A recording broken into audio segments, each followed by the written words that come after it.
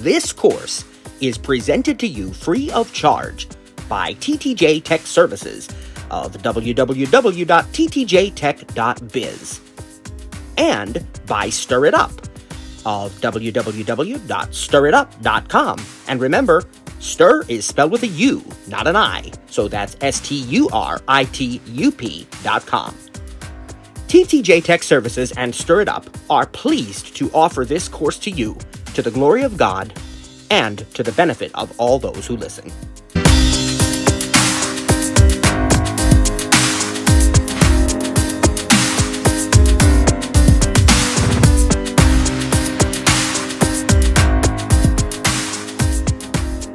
This is just, as I said, one of my very, very favorite courses to teach, and has been from the beginning. It's really where we started. It's where everything began back in 2018. Hard to believe. We've been doing it for that long. But, the iPad has been around since 2010. Also pretty incredible. And it was around this time of year that the iPad was introduced in the spring of 2010. It was released. I think the actual media event introducing it took place in January or something, but I think it was April that the iPad actually became available.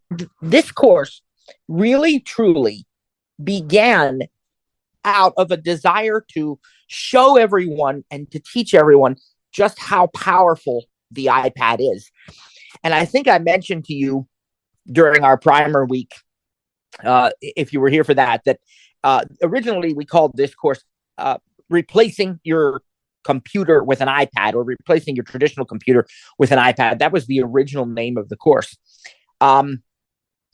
Since that time, we've renamed it because we recognize that some people may not choose to do that. But we really believe that whatever you want to do with the iPad, it is possible to do it. And I think the iPad represents different things for different people, different uses, but I believe it's one of the most versatile pieces of technology in existence. And if it was possible, which it was, if it was possible to replace your computer with an iPad in 2018, it is certainly even more possible now. There are very, very few things, if any, just depending on your use case, that you'll need a traditional computer for. I use an iPad, as I've mentioned, to run my business. I do everything from my iPad: family stuff, business stuff, church stuff, casual stuff, just about anything you can think of. And we're going to, go over all those things throughout this course in one way or another. We do have in our home, my son has a MacBook Pro, just because that's his personal preference. We do have an iMac, which I mostly got because I teach the Mac to some students, and I felt that in order to be able to put my best foot forward with that, I need to have a Mac that I can always access, that I can be doing things right along with the student, or at the very least practicing and preparing for each teaching session before it occurs. So there is absolutely a Mac here. And it's possible that I can do, I have it set up with my Apple ID, so things do sync to it. So if I'm on that Mac already, sure, I can receive messages, I can send messages, I can, make phone calls, I can work on my documents, I can update my calendar. I can do all those things on the Macintosh if I choose to do so. And I believe if you're going to have a traditional desktop type of computer, there is none better than the Mac. That's why we're offering, and really Trainer Cliff is offering more with the Mac, going on right now, and with some contributions from myself and from John Panarese of Mac for the Blind. But really, the course itself is Cliff's that he's teaching, and that's why we do it, because it is, we believe, the best desktop platform system that you can possibly use. But I hardly ever use it because I use the iPad. I own 2 iPads, and I use them for pretty much everything. Not to mention the iPhone and so on. So, when we were looking at this, it was 2018, as I mentioned to you. I had already kind of decided that's the direction that I wanted to head. Now, keep in mind, this was clear back on iOS 11. And I had decided by that time that I was going to use the iPad for just about everything. And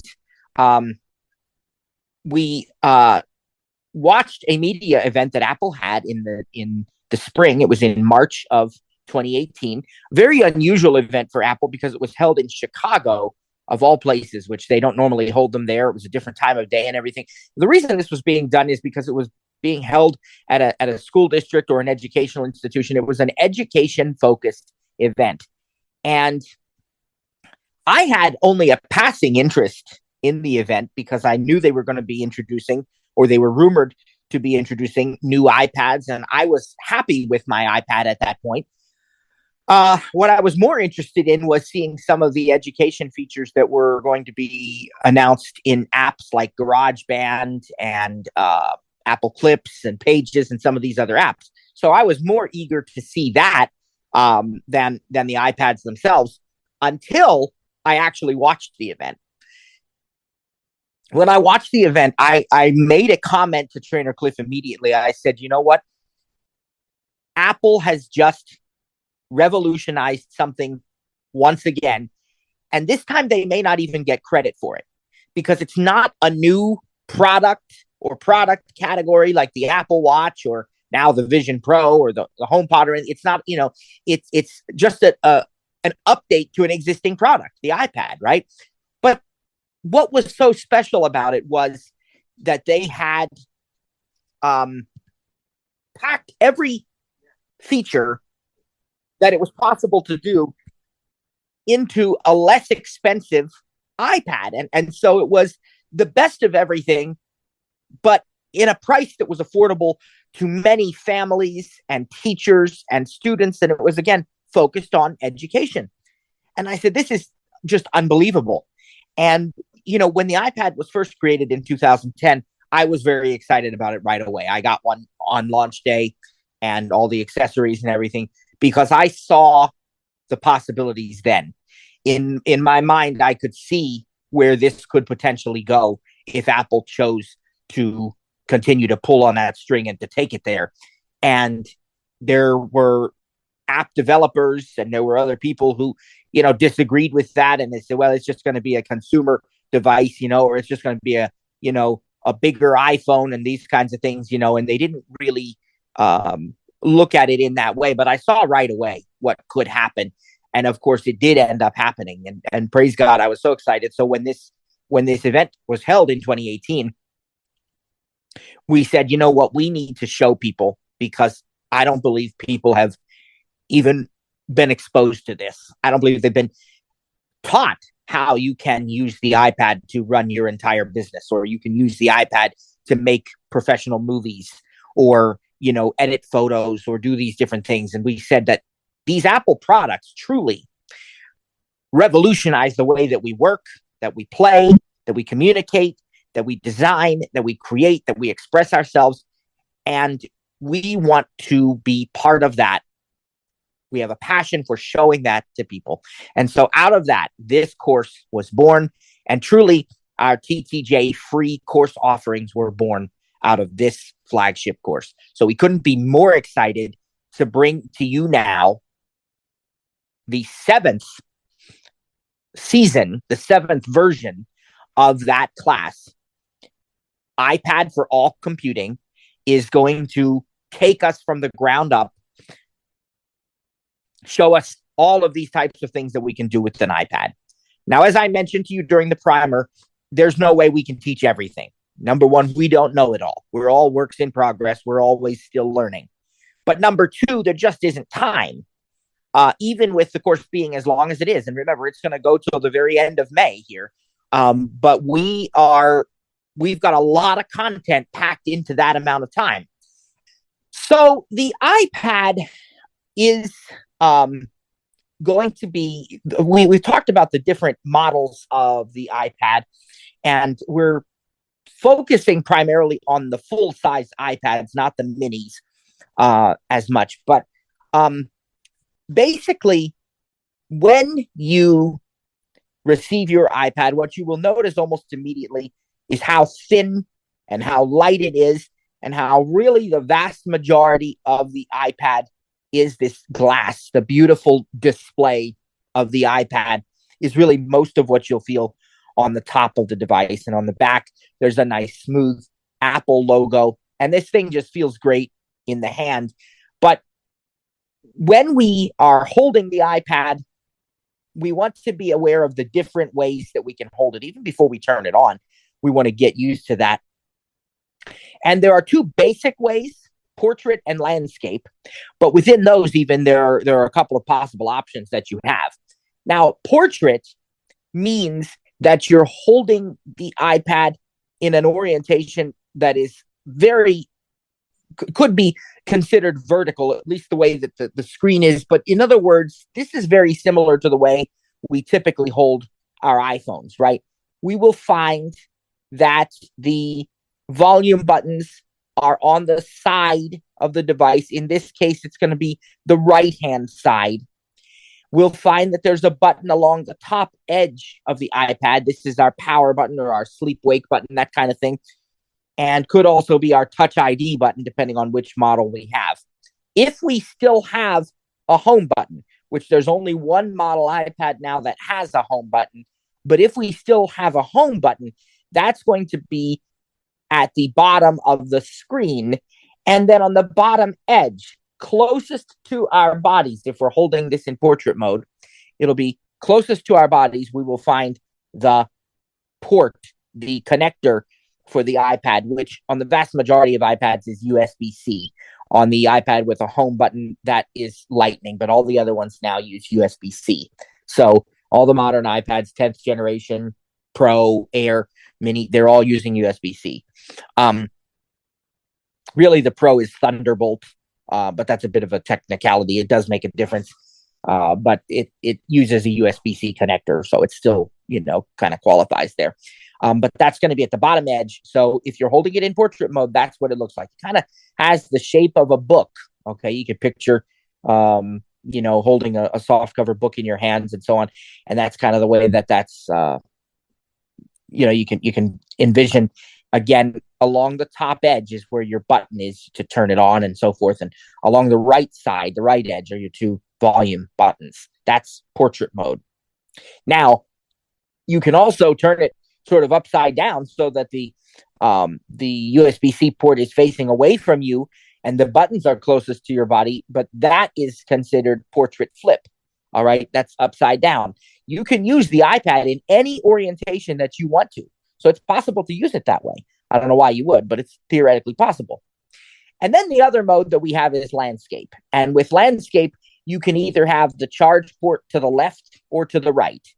It is up to you. And again, it's possible to use the iPad in any orientation in the vast majority of apps, on the home screen and everywhere else. And so you simply turn the iPad the direction you want, and the screen changes to match that particular view. So in landscape mode, it's sort of like a sideways view with the iPhone, right? But it's longer. It's going to feel longer in the hand now, and you're going to have access whenever you have an on-screen keyboard to a full-size keyboard, and you're going to be able to get more on the screen. So this is the way we prefer to use the iPad here at TTJ. It's the way we recommend using it. We suggest this for most apps, and it is also the way you have to use it if you're using a smart keyboard, such as the Magic Keyboard or Magic Keyboard Folio, depending on which version you have, or something like that. It's going to automatically be in landscape to work in that keyboard. However, again, this is personal preference. Some people will use it in portrait, whatever, but we really highly recommend landscape for most things. Every once in a while, you're going to run across an app that will force the iPad into a particular orientation, but that is extremely rare. There is also a portrait orientation lock setting in the control center, which we'll talk about, but again, I don't recommend that. I suppose for a brand new user, like whenever and I guess it's not just a portrait orientation lock, actually, I apologize. It's a portrait orientation lock on the iPhone, but on the iPad, it's just an orientation lock. You can lock it in any direction. I used to do that when I got my very first iPad back in 2010. I don't do it anymore. I want the freedom to be able to turn my iPad and have the screen automatically turn to that orientation. So I don't really recommend using the the orientation lock. You can if you are just getting comfortable with the iPad and but I don't think it's, for most people, I don't think it's necessary, because if the orientation does change, VoiceOver will announce it, and you can always then make the adjustment. I want to point out something about these different orientations, because I learned, actually, by working with a student before, that it isn't always clear to people, especially if you don't see this. So I want you to understand that when we talk about navigation on screen, the navigation that we talk about is entirely based upon and relative to the orientation that we're holding the iPad in. So if I say that this icon is at the top of the screen, that is not necessarily the top of the iPad. It is based on whatever direction we're holding the iPad in. So the top of the screen is not always the top of the iPad. Technically, the top of the iPad would be whatever it is in portrait mode, where you find the top button, right? And we can call that the top button because that's what it is. But when you're holding the iPad sideways in landscape, now that's still technically the top of the iPad, but the top of the screen will not be there. The top of the screen will now be along the left-hand side of the iPad, right? All relative to the basic design of the iPad and versus which way you're holding it at that time. The screen changes. Whatever is the top of the screen at the time is dependent entirely upon the orientation that you are in. So if you are holding the iPad in landscape mode, the top of the iPad is kind of like what used to be the side of the iPad. And so you'll find that if, for example, you're in landscape with the charge port facing to the right, that the top of the screen is now the same part of the iPad that you'll find the volume buttons on the edge. Most iPads are going to have at least one speaker on the bottom and one on the top. The iPad Pro will have two in each. It's a 4-speaker design. And if you're still using a 9th or 8th generation, it's just the speakers on the bottom. But most of them have top and bottom speakers now, so that you can have stereo sound in landscape mode. And that sounds really great. Very good sound system. And let's see. The other thing I would point out here about the orientation is that there are microphones and cameras. They could be in slightly different places. I will point out that if you have a 10th generation iPad, your camera is going to be along the right side of the screen, closest to like where the volume buttons are and so on. And if you put your finger on the screen, you can actually feel the camera a little bit there. And so this is important because it's the only iPad in the lineup currently to have a landscape camera. So while you can use the front-facing camera in portrait mode, the best way to use it is in landscape mode. And what you want to really be careful of is that you're not accidentally covering the camera when you want to use it. When I first got the 10th generation iPad, I didn't realize what I was doing, and I did a FaceTime call to test it out. And it's like, well, all we see is that your finger is covering the camera, because I was holding it in, I guess, I don't know if I was holding it. I think I was holding it in landscape, but I forgot that the camera was on the side of the screen. So I had my finger there where I might normally hold it, so that I'd allow the top of the iPad to be visible. And that's great for an iPad Pro or an iPad Air. But for a 10th generation iPad, you're going to want to hold it differently, because that camera needs to be exposed so people can see it. So it's on the side of the iPad, whereas on the side of the screen, whereas on the other iPads, it is on the top of the screen, right? And so I'd stress that either way, you can still use the camera while you're in portrait or landscape, but it's just that whatever is the placement of the camera determines the best way to hold your iPad. So if you're using a 10th generation iPad for a FaceTime video call or a Zoom call where people need to see you, it's going to be best if you hold the iPad in landscape mode and be sure you don't cover the camera. And on the other iPads, the iPad Pro, for example, you would probably want to hold the iPad in portrait mode when you're on a FaceTime or Zoom call. You don't have to, but it's that you're going to, the way you can best be seen, right? All right. And it's pretty easy to feel where the rear cameras are on the iPad, and that's pretty standard placement there. All right. So now we're going to get into actually setting up an iPad. We're not covering some of the smart connectors and so on right now because they're kind of in different places on different iPads, and it's not critical to the basic setup, but we'll get there. Also, there is a SIM tray that we will talk about in a couple of minutes when we talk about cellular iPads here. But right now, I just want to talk about the most basic setup, because this is true whether you have a Wi-Fi only or a Wi-Fi plus cellular model. So the first thing you'll do to set up your iPad, of course, is to turn it on. And most iPads do come with a fair amount of charge already in the battery if you get them new. Press and hold that top button for about 4 or 5 seconds before you let it go, and then wait approximately 20 to 30 seconds before you attempt to use the iPad. Now, by default, a brand new iPad out of the box is going to start in portrait mode, but you can turn it to landscape if you want to. The very first thing you're going to do if you're a VoiceOver user, after you've waited those 20 to 30 seconds, is to turn on VoiceOver. It's entirely possible, as with all Apple products, to set this up independently right out of the box. You don't need to take it to a store. You don't need to have sighted assistants to do it. You can simply triple click to turn on VoiceOver right out of the box. Now, what do we triple click? Well, on most of the modern iPads, it's going to be the top button, the same button we used to press and hold to turn it on in the first place. We just press that 3 times quickly, and it's automatically going to turn on VoiceOver for us right out of the box.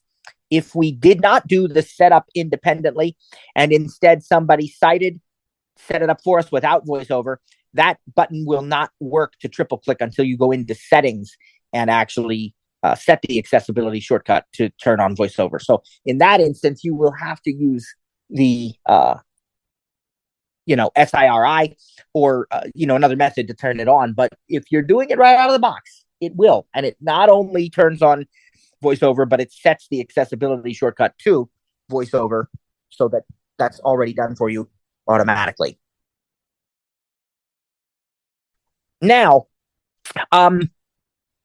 once you've turned on VoiceOver, if you need to, there's going to be a little pop-up that displays, and it tells you these are the VoiceOver gestures to go home and to get the app switcher and so on. So it's just a little dialogue that appears. You can just swipe over and hit OK. If your iPad has a home button, instead of triple clicking the top button, you will triple click the home button. Okay, so if you still have, a 9th or an 8th generation iPad, we really don't recommend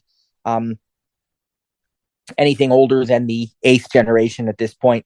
And that would also be about the equivalent of the iPad Air, 2020, maybe 2020, and any iPad Pro older than like 2018. We don't really recommend those, but so we'll stick with the models that we are recommending, right? But if you have a 9th or an 8th generation iPad, you'll use the home button to turn on VoiceOver. All right, so then you'll be able to go through the setup process with normal VoiceOver gestures, or if you're sighted, of course, just tap on the icons that you need, and so you'll select your language. Now, if you have another iPad that you're replacing, or even if you don't, it is possible to use the quick start or automatic setup. And what that will use is a second Apple device. It could be another iPad. It could be an iPhone. And you can get most of the critical information set up on your iPad automatically by using that secondary device. So if you plan to do that, when you begin this process, you've turned VoiceOver on the new iPad, and now you're going to be selecting your language and region and so on. have your other device there by your side, ready and unlocked. So it's on the home screen. And what's going to happen is a little message will pop up. You bring it close to your iPad. It'll pop up and say, do you want to use this device to set up this new iPad? You can just continue that process. Now, if you're using, before we go any further, I want to say, don't be confused about if you have an iPhone and you say, well, does that mean all my iPhone apps are going to be on my iPad? Is it the same? I want it to be different, or I don't, don't worry about that right now. Right now, we're just talking about the basic setup. By basic setup, we mean Wi-Fi information, Apple ID. That's the basic stuff, and a few of the settings that are sort of universal. These will automatically be set up on the new iPad, and the benefit of that is that you don't have to manually type in your Wi-Fi password and your Apple ID and password and, two-factor authentication stuff, all of that. Now, you can do it manually if you prefer to, and just choose set up manually. And certainly it's accessible and it does work. And that's, how we did it for years. But this is designed to save you time, and it will do that. If you have another iPad, I recommend using that instead of the iPhone to do this automatic setup. But you can use an iPhone. All right. So you're going to be prompted to hold the new device and the device you're using to set it up close to each other, and position one in the camera frame of the other so you can get like a code automatically to continue the setup process. You don't need to do this. A lot of folks who are voiceover users say, well, I guess I can't use automatic setup because I can't position these.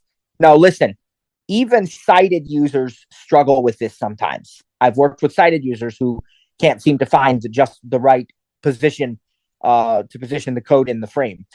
There is a manual option. Just tap on your screen, tap lower down, and keep swiping, and you'll find the option to authenticate manually. And what that's going to do is it's going to display a 6-digit code on the new iPad, and on your other device, old iPad or iPhone or whatever that you're using to set it up, it's going to say, enter the 6-digit code. So you'll just type that code in manually. And that, as I said, I've even had sighted users do that, and it just works just fine.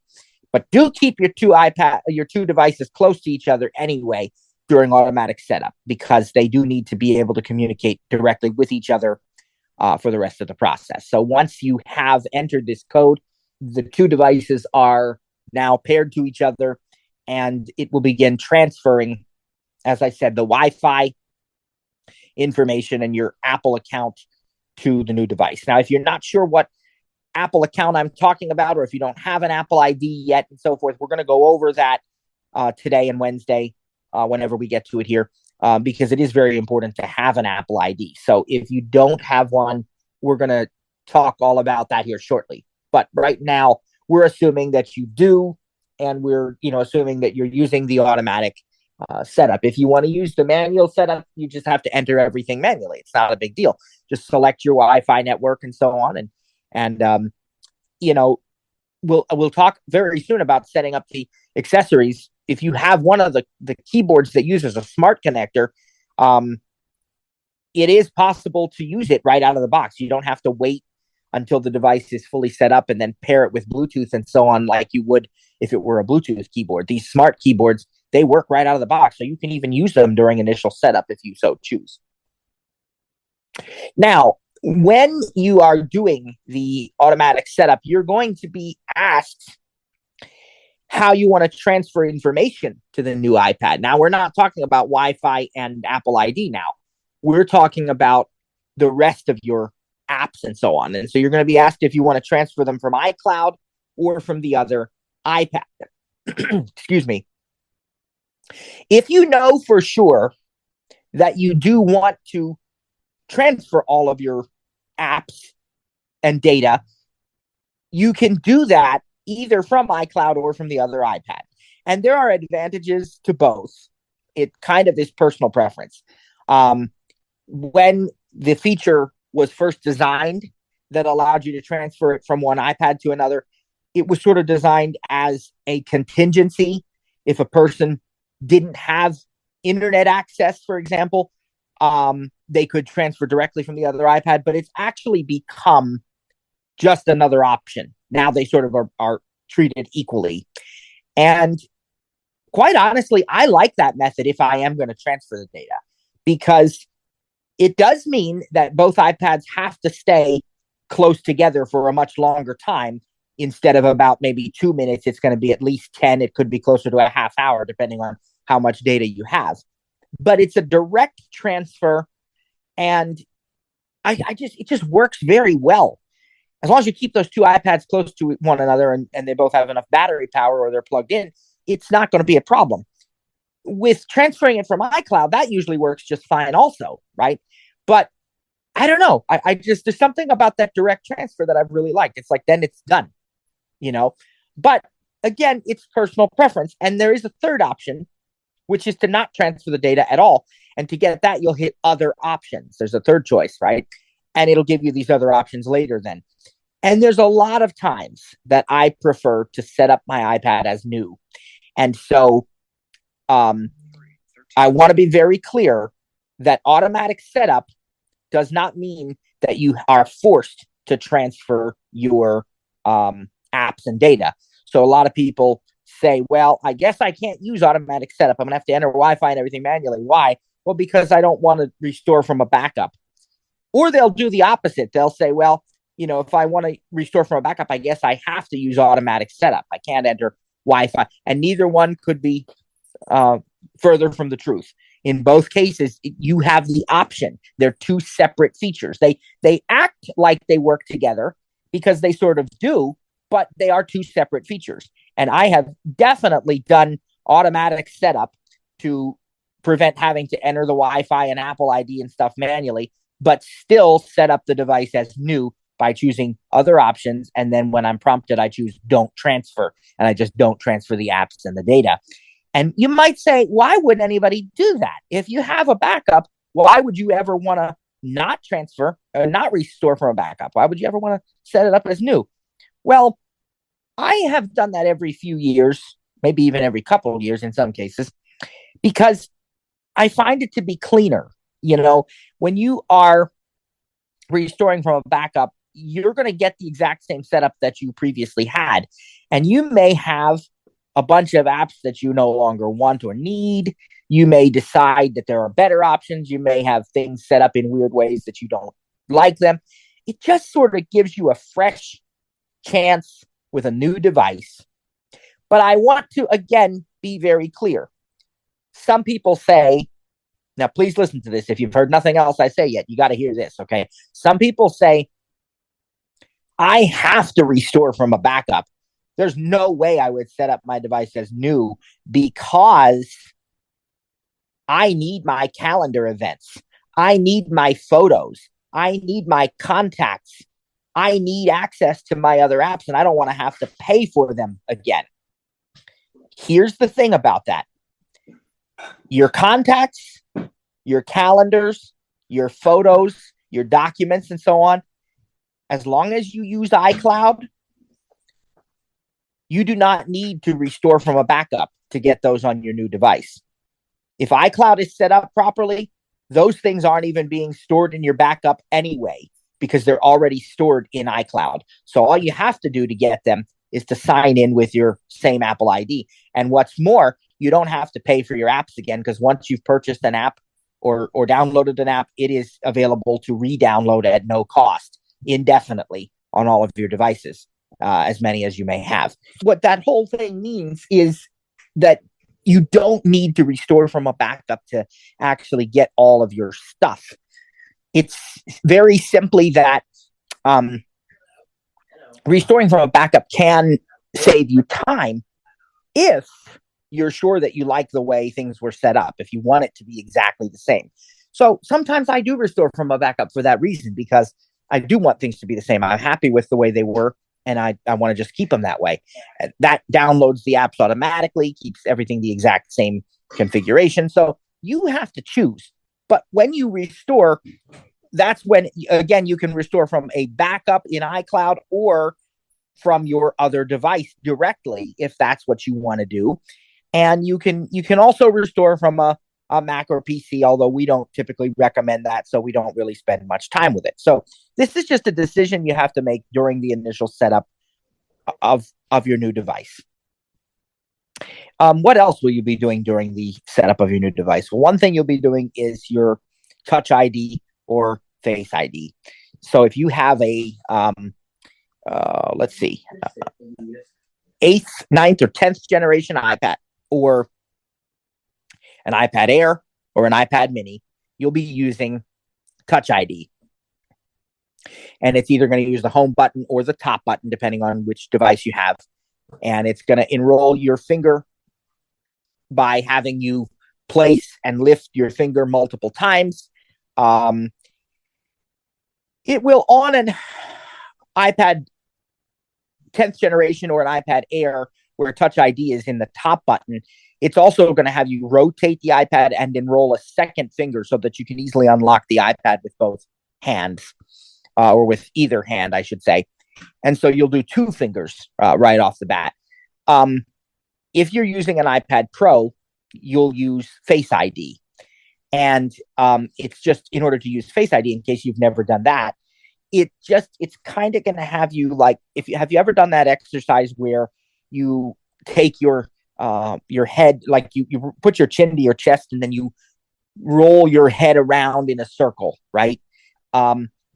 That's kind of the move that you have to do, the maneuver. You don't have to put your chin to your chest, though. It's going to tell you whether to put your head up or tilt it down or whatever. But it's that same, like you're sort of rotating your head in a circle.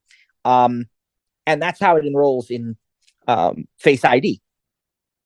Fully accessible, able to be done whether or not you have sighted assistance, and it works great. And you can do it in portrait or landscape mode. It does not matter.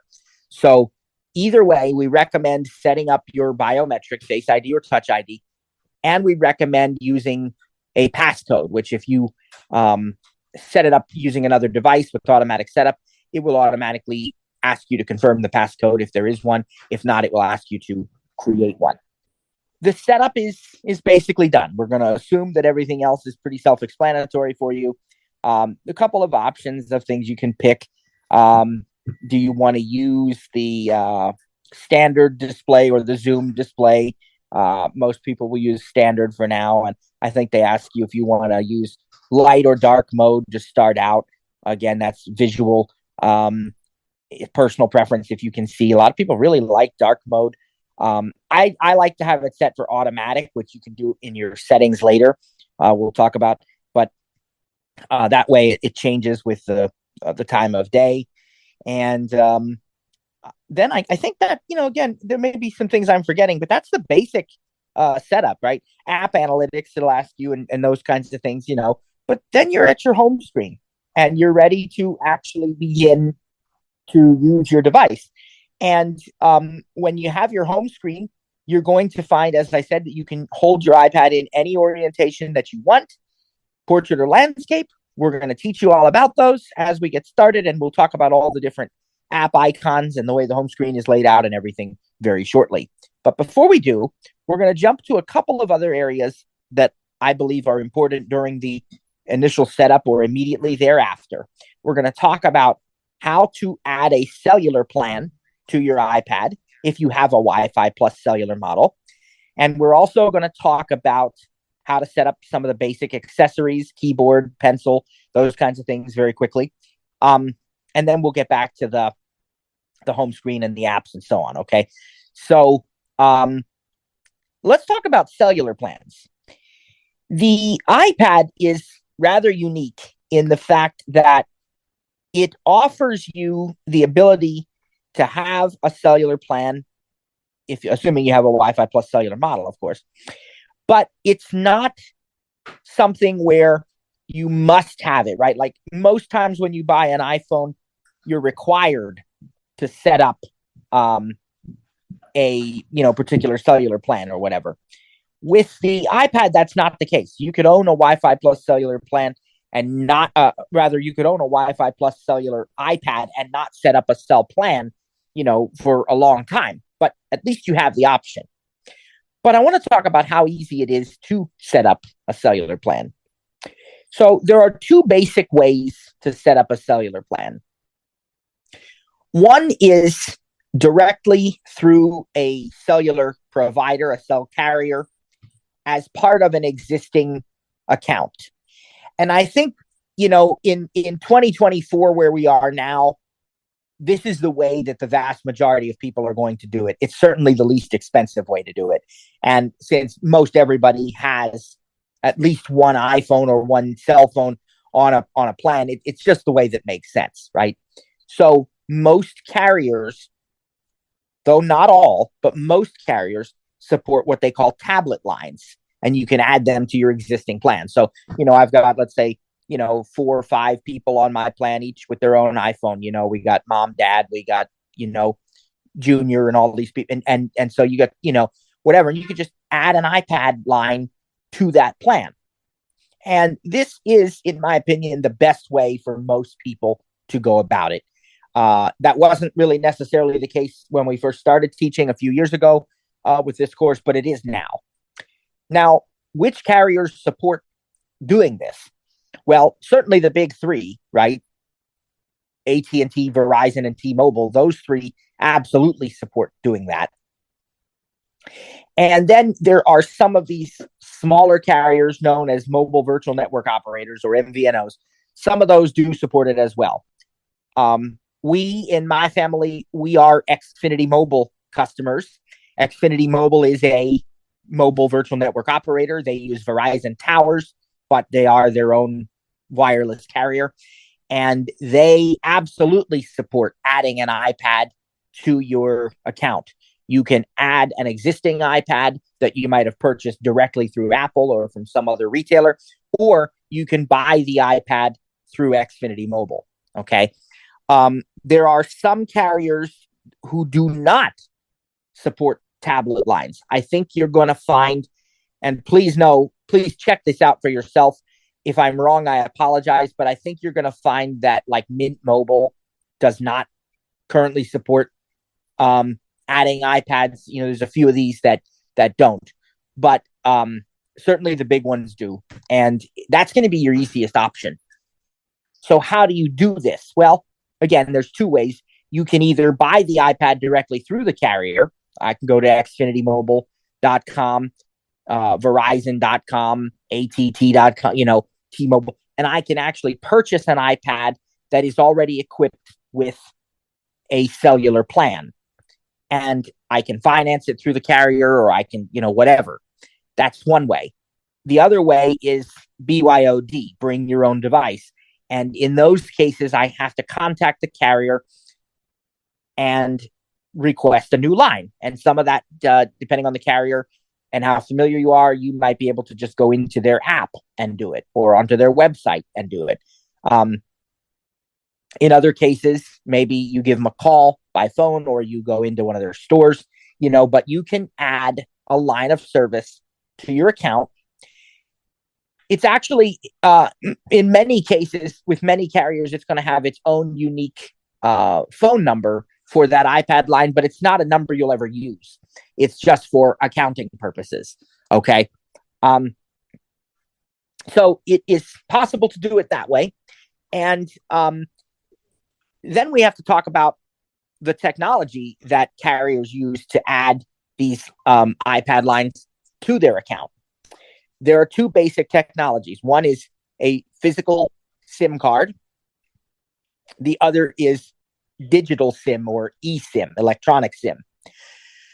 So all of your network information that tells the iPad what your account is and what network to connect to and so on is stored on a SIM.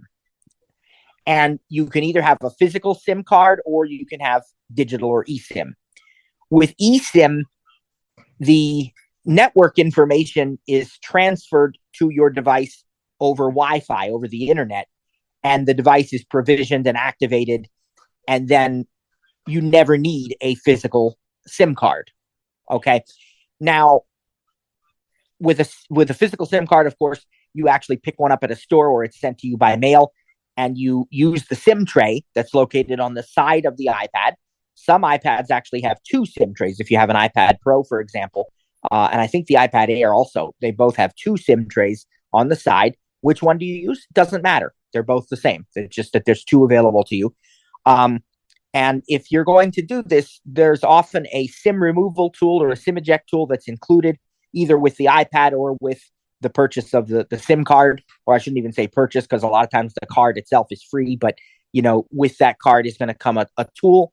If you're not comfortable with this, I strongly suggest you ask a sighted family member or friend to assist you or do it for you. And if in fact there's nobody that you can easily get to do it or that wants to do it, I suggest you go to a store and have them do it for you, because certainly it's possible to do this without sight. But if you're not comfortable, if somebody hasn't shown it to you, you haven't done it before, you run the risk of breaking the SIM tray or perhaps scratching the iPad with the tool or something like that. I've always preferred to have somebody else do it. My son is really good at it. And a lot of times I'll just say to him, hey, will you do this? It takes him, 30 seconds to a minute. I mean, it's real simple. You use the SIM eject. If you don't have a SIM eject tool, you can actually use a bent paper clip, by the way. But you're going to pull out the SIM tray and then put in the card. I think they call them nano SIM. They're really tiny.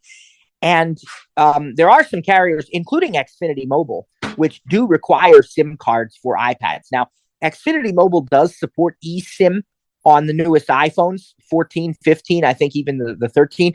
But for whatever reason, and I suspect it's just the way that they're licensed to provide iPad support or whatever, they require a SIM card for the iPad. So when I added my iPad line to my Xfinity Mobile account, I actually added two iPad lines. When I added my iPads to Xfinity Mobile, I was able to add them online. And then it said, okay, now, we're going to ship you a SIM card at no cost. Confirm your address and everything, and then it was, just a couple of days. Or you could pick one up at a store, they said. If you have an Xfinity store nearby, you just go in and grab a SIM card, ask for one, and they'll give it to you. Or they'll even put it in the iPad for you, right? And so either way, but with Xfinity Mobile, I have to have a SIM card. With some of the other carriers, you don't. Some of them will do eSIM for iPads.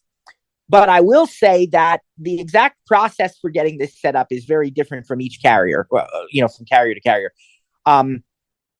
AT&T, and, I don't disparage anybody and so on, but I will, I've had some concerns and challenges with AT&T over the years, but you got to give credit where credit's due. And I will say about AT&T that the eSIM activation is the smoothest with anybody I've ever worked with on AT&T. It's so simple. It can be done entirely independently. I've also had times when it couldn't, and I had to call also, though. I should point that out. But in most cases, I was able to do it myself. And I was even able to transfer eSIMs from one iPad to another. So I could transfer cellular plans myself when I was setting up, a new device or something. But if you need to call support, they do know what they're doing. And I will say I had Verizon cell plans for a while on my iPad. And even though those would say that they could be set up online, I was never able to do it. That's nothing against Verizon, because as soon as I called them and told them what I wanted to do, I was always, without fail and without exception, able to do it. Setting up new ones, transferring them from one iPad to another, they would just ask for some information and they'd do it for me in a matter of minutes, and it was perfectly fine. It just, for some reason, the online tools didn't work to do that. So how exactly you're going to get this thing activated is very much specific to and dependent upon the individual carrier. Be prepared to contact the carrier if you need to. Usually the process is automated. If you for example, going back to Xfinity Mobile, which is what we have now, even though we have a SIM card. Once we put the SIM card in, you just went to a website and it would activate the iPad for you automatically, the SIM card. Or if you got it in a store, it was already active because they would do it for you. Again, worst case scenario, you just give them a call and then they take care of it. Be prepared to have ready your IMEI number. This can be found in settings and then general and then about. And there's a number under there that's an IMEI number. If you have a physical SIM card, you also may have a um, on the SIM card itself, a SIM ID, um, and that's sometimes known as an ICC ID. So you may want to have somebody write that down for you if you think you'll need it. There's some other numbers that are used for eSIM as well, but this process is not something that's intended um, to scare you or to be difficult. It's very, very doable. Um, and oftentimes you have multiple ways of accomplishing it and getting it done. The eSIM process typically is, you provide the IMEI number, just make sure you have a good Wi-Fi connection, and they'll transfer the information to your iPad. Sometimes take up to 5 minutes or so, and then they'll tell you, now turn off your iPad for a minute and restart it. And you do that, and before you know it, the cellular plan is activated. And just like on an iPhone, you'll have a signal strength up at the top, a number of bars and so forth. If you decide that it doesn't make sense to add the iPad to your existing cellular account for whatever reason, there is another option, and that is to sign up for a cellular plan right on the iPad itself using eSIM.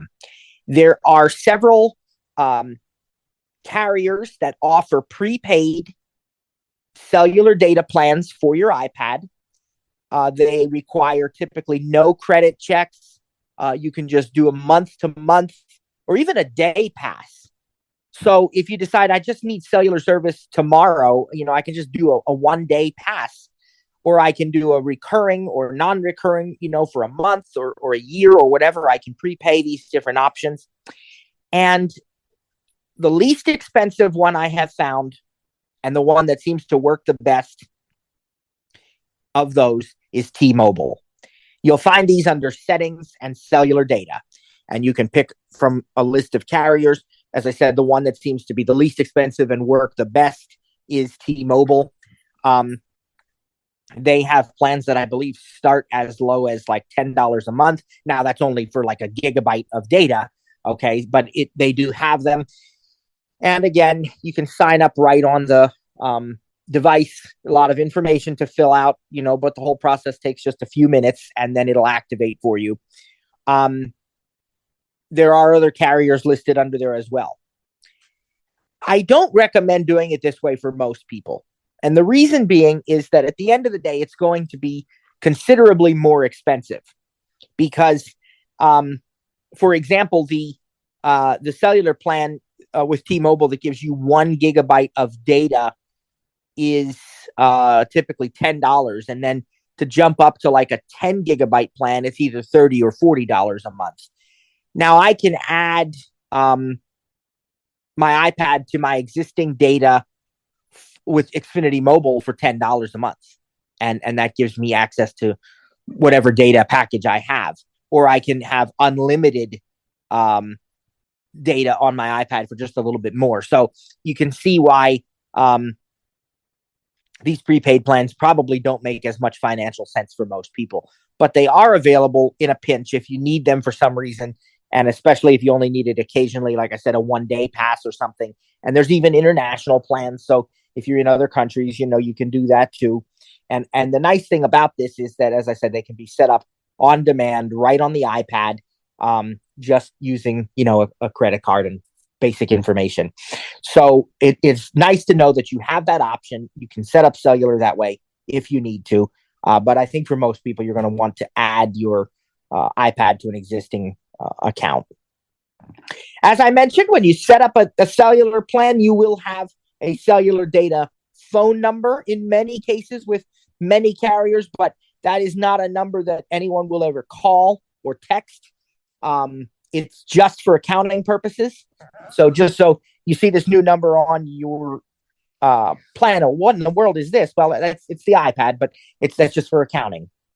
Let's talk about the accessories. The most common accessories are probably going to be the keyboards, and then maybe for some people, the Apple Pencil. If you're a voiceover only user, you may not see the need for the Apple Pencil, but we may have some sighted users here, or folks who like to draw and write by hand, and so we're still going to cover it. So let's talk about the keyboards. Now, if you have a Bluetooth keyboard, you're probably already familiar. Go into settings and Bluetooth, and whatever you need to do to put your keyboard into pairing mode, you can then pair the keyboard with the iPad. But in this course and on this team, we really like the keyboards that use the smart connector. As I told you 2 weeks ago, the particular smart keyboard version that you need will differ depending on which iPad you have. If you have the 10th generation iPad, there is one option from Apple. It's called the Apple Magic Keyboard Folio. Very, very nice device, uses the smart connector. And I'm going to describe it to you in a moment and how to use it.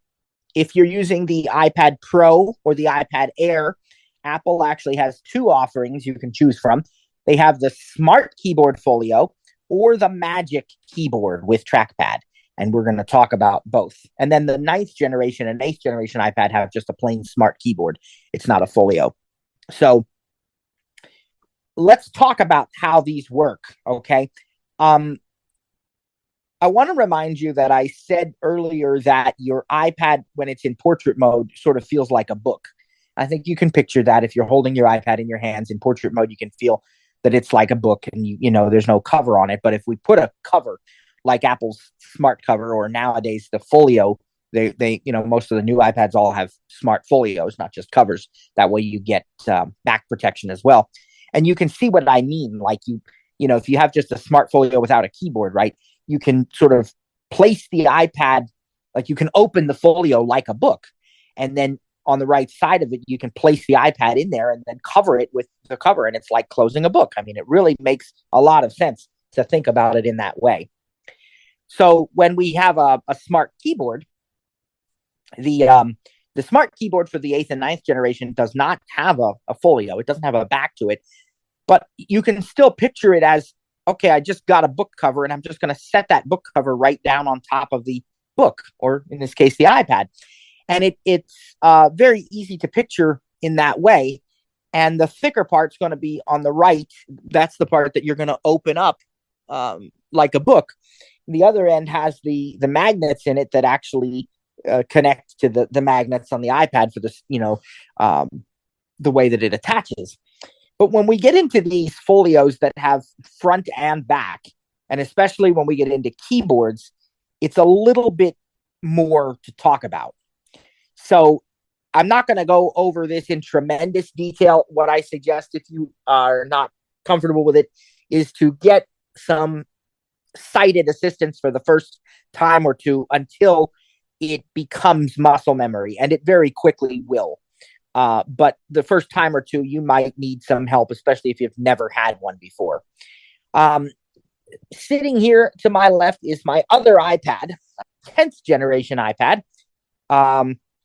It happens to be yellow. I got nicknames for both my iPads, by the way. That's the yellow fella, because it's a yellow iPad, and then I call the iPad Pro the big boy. That's 12.9 inch.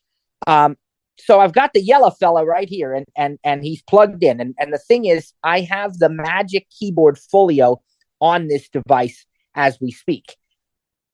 This is the only one right now that Apple makes like this. And there's rumors that there'll be new ones coming out any day, and then we'll have to probably have another discussion about what they make going forward. But if it's changed. But right now, this is the only two-piece case that Apple makes that you can actually take it apart. And the keyboard is in the lid, like the cover of the book, for example. And then there's a separate piece that goes on the back. And that piece has a kickstand you can raise and lower, so you can have the iPad at different angles and so forth. But in the case of this 10th generation one, you can put the back on and not put anything on the screen. And then if you do want to put the part on the screen, that's the part that's going to have the keyboard also. And the keys and the keys and the trackpad will actually go against the screen. That's the part that closes, right? They won't scratch the screen. I mean, they're designed from a material that won't do that, but they will be what lays on sort of the screen.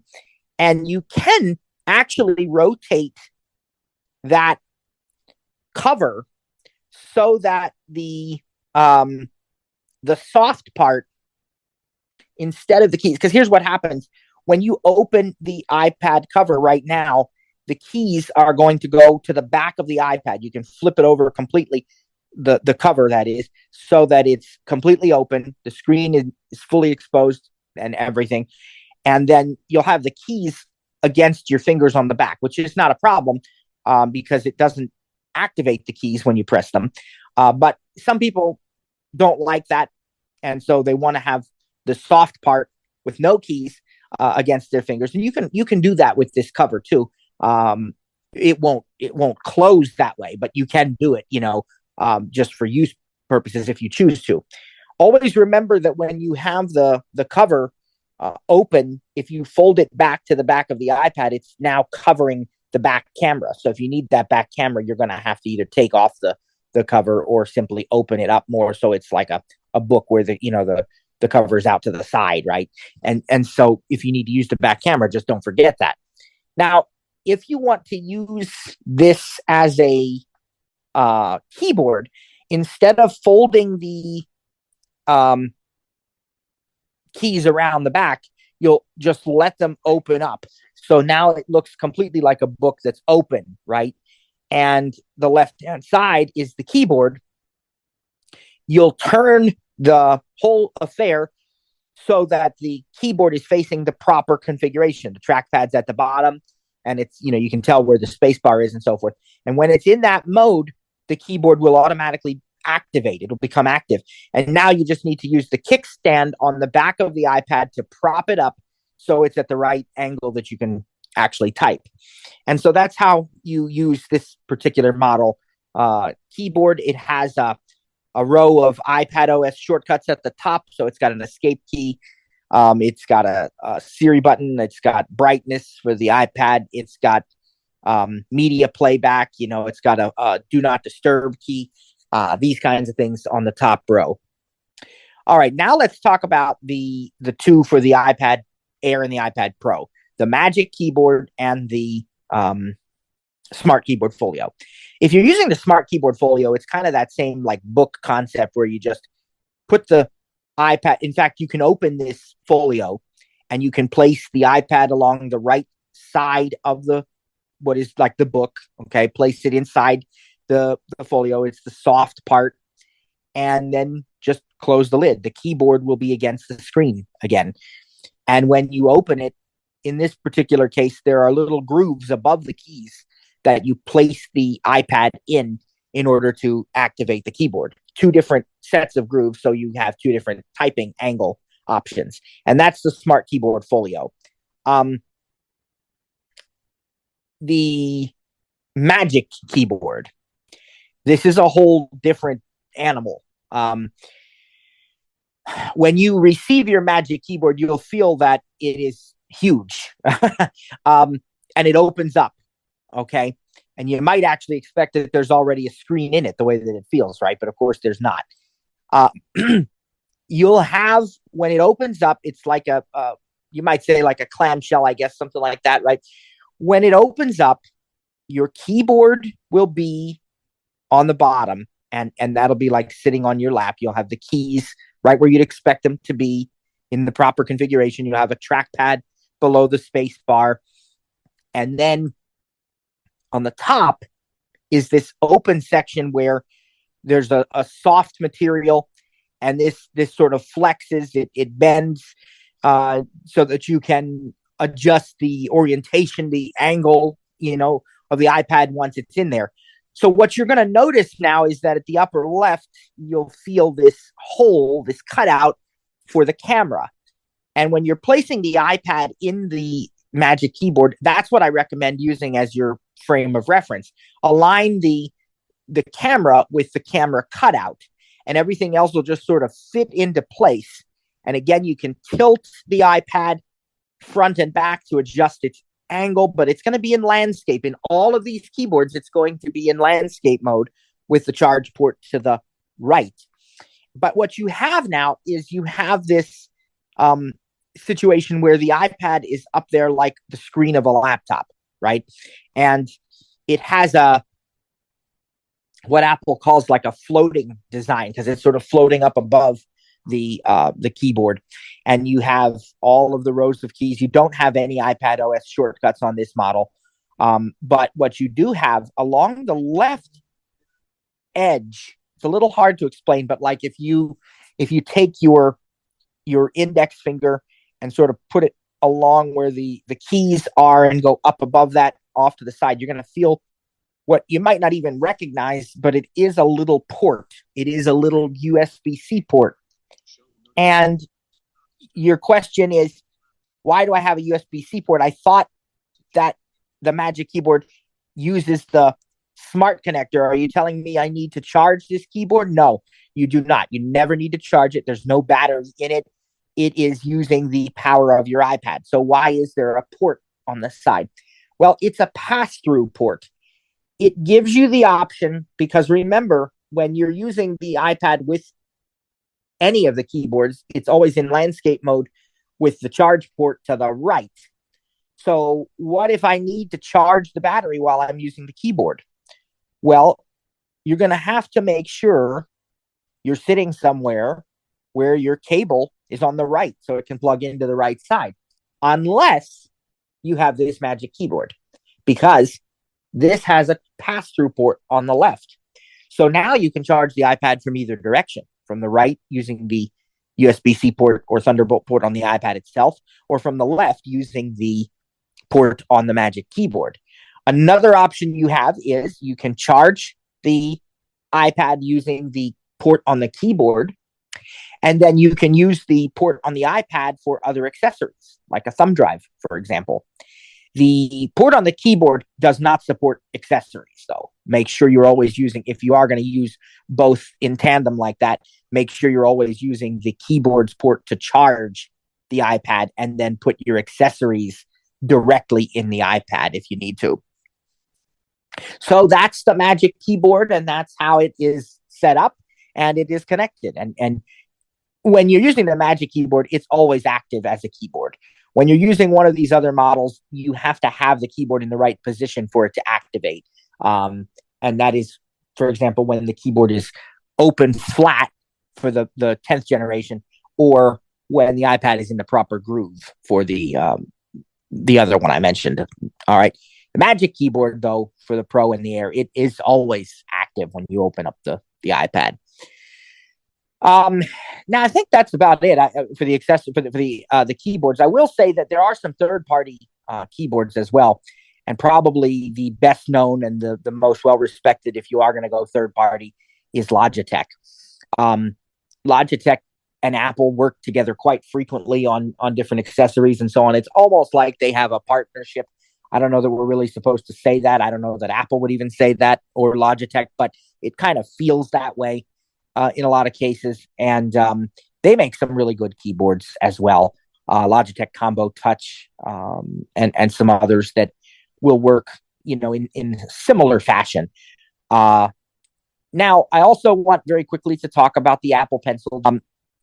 The Apple Pencil, there are actually 3 different models of Apple Pencil. If you have a 9th or 8th generation iPad, you need a 1st generation Apple Pencil. That's all there is to it. And you have to charge it using the Lightning port. There is another way, but I'm not even going to get into that, because I suspect most of our students are going to have a more modern iPad. So we're going to focus on that. And I'm going to separate it a little differently than it is really supposed to be, because this one pencil can be used on any model, but I'm just going to try to keep things simple. So for the 10th generation iPad, I recommend the Apple Pencil USB-C. That's actually its name, Apple Pencil USB-C. This has to connect to the iPad in an interesting way for the first time. When you first set it up, what you have to do is, it has first of all, there's a little cap on the bottom of the pencil. It's not removable. It's just a slide out cap, and it exposes a USB-C port. So you'll take one end of a USB-C cable and plug it into the pencil, and you'll take the other end of that cable and plug it into the USB-C port of your iPad. This only ever needs to be done when you are first pairing the Apple Pencil to the iPad. You can charge it that way, but once it's paired to the iPad, you don't need to. In the future, How do I charge my Apple Pencil USB-C? I simply plug it in. In other words, I've already got, let's say, my iPad charger right by my couch, right? It's, 20-watt USB-C power adapter, or it's a dual port adapter from Apple. And I've got a nice long USB-C cable here. It's braided, and I use it to charge my iPad all the time. Well, you can also use it to charge your Apple Pencil USB-C. Just slide the cap to open, plug the USB-C cable in to the pencil. The other end stays plugged into the wall charger, and you're good to go. You don't have to plug it into the iPad ever again, unless you, for some reason, need to pair it again. Now, there is a degree of convenience that is offered by the ability to charge it from your iPad. So if you're out on the road using your pencil and it needs to be charged, you can simply pull out a USB-C cable and connect the pencil directly to the iPad for charging purposes. You don't need electrical power to charge it. You can use the iPad's power. The Apple Pencil USB-C also magnetizes to the side of your 10th generation iPad, but it doesn't charge when it's magnetized there. It simply puts it into standby mode, so it's not using battery power. And a lot of people say this is a good way to store the Apple Pencil. I don't actually like to store it there. If I'm going to be using it frequently over the next, couple of days or something, I will put it there for temporary storage. But when I am not going to be using it, immediately again, I put it away in a separate case, because I don't want the pencil to, accidentally be knocked off of the iPad and fall down into the couch or something. And that's very plausible. And that's not a slam against Apple or a criticism of the design or anything, right? I mean, we're not using, industrial strength MRI magnetism here. That would be ridiculous, right? It's a basic magnet. Magnets are strong, but you can also, separate the two things that are magnetized together. It's not that hard to pull the pencil off of the iPad. So I don't keep it there on any kind of a regular basis. Okay. But it is nice to know you can do it. And especially if it's in active use, but you need you're taking a break from it, magnetize it to the side, because then it won't drain battery power either. Okay. Now, if you're using an iPad Air or an iPad Pro, you will be, while you still can use that same Apple Pencil, what I recommend here is actually called the Apple Pencil 2nd generation. It just has a couple of extra features that we already went over a couple of weeks ago. But one of the coolest things is it actually charges by being magnetized to the side of the iPad. There's no port on this. So in order to pair it, to set it up, to charge it, you simply magnetize it to the side of the iPad and it's charging. There's a charge coil in the iPad specifically designed for this. So you just magnetize it there, charge it up, and then you're good to go. Okay. Again, you can keep it there. You can not choose to keep it there. That's personal preference. I still say the same thing about the Pro and Air as I do about the 10th gen. I don't really recommend keeping it there on a full-time basis, right? Especially if you're moving around, right? Or your iPad is sitting in a place where it could be, all you got to do is, bump it with an errant elbow or something, and you've theoretically knocked the pencil off and dropped it somewhere. So I don't really, encourage you to do it that way, but apparently some people do, because I hear a lot of people talking about storing their pencil there. I don't get it, but hey, personal preference, right? But it is nice to be able to magnetize there, certainly for charging, and certainly whenever you need to at other times. When you use the USB-C version the first time, it'll bring up I think I only had to do that once or twice, but I think it brings up an on-screen question: do you want to connect to this Apple Pencil? It doesn't even do that with the 2nd gen that magnetizes to the side. It just connects. Now, you can use the Apple Pencil USB-C with an iPad Pro or an iPad Air, but you cannot use the Apple Pencil 2nd generation with a 10th gen iPad, because the 10th gen iPad lacks the charging coil in the on the side of the iPad. Why in the world would they leave out the charging coil? Because that's where the landscape camera housing is. So there was a choice made there, and some people might consider it a trade-off, but it's so easy to set up that other Apple Pencil that it really doesn't matter. All right. There are other accessories that we are going to wait until later on in the course to cover, like, adapters for using thumb drives and SD cards and so on. We're going to deal with those later on in the course, not right now.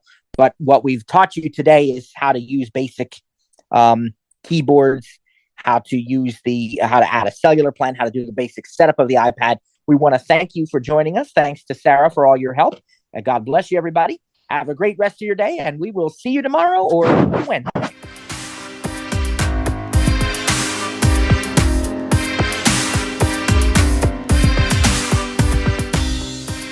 Thanks for joining today's session. Didn't get your question answered? Want a free consultation or some paid one-on-one training? Email us at support@ttjtech.biz or support@stiritup.com. And remember, stir is spelled with a U. That's STURITUP.com. Or check out our websites for additional free resources. That's ttjtech.biz or stiritup.com. I'm Trainer Cliff. Thanks for joining us. God bless. See you next time.